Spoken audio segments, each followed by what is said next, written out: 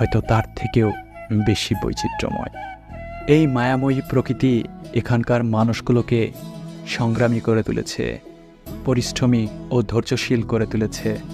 এই জনপদের মানুষগুলো কঠোর পরিশ্রমী, সকাল থেকে সন্ধ্যা পর্যন্ত অক্লান্ত পরিশ্রম করে থাকে পরিবারের সুখ ও সমৃদ্ধির জন্য।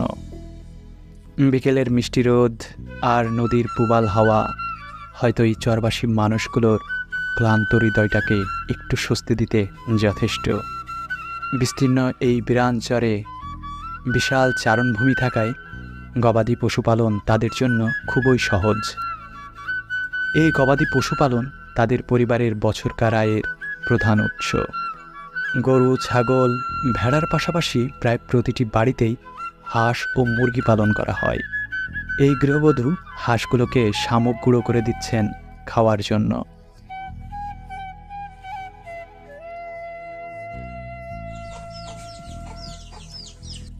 এগুলো কি হাঁসের বাচ্চা কাকি?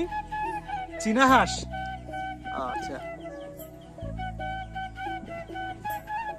জি, ও উড়তেও পারে। আচ্ছা আচ্ছা। বাংলার এই মিঠো পথ ধরে কিছুটা হাঁটতেই দেখা হলো এই ভাইয়ের সাথে। এগুলো এখন পাওয়া যাবে তো খুব কম। হ্যাঁ, এগুলো এখন খুবই কম পাওয়া যায়। কম পাওয়া যায়।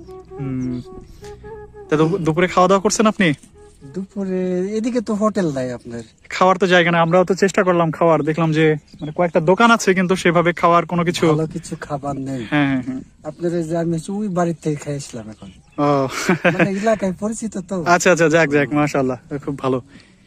তা আপনার এই যে বেচা কিনা কেমন হয় সকাল থেকে সন্ধ্যা পর্যন্ত? বেচা কিনা মোটামুটি আর কি মনে করেন।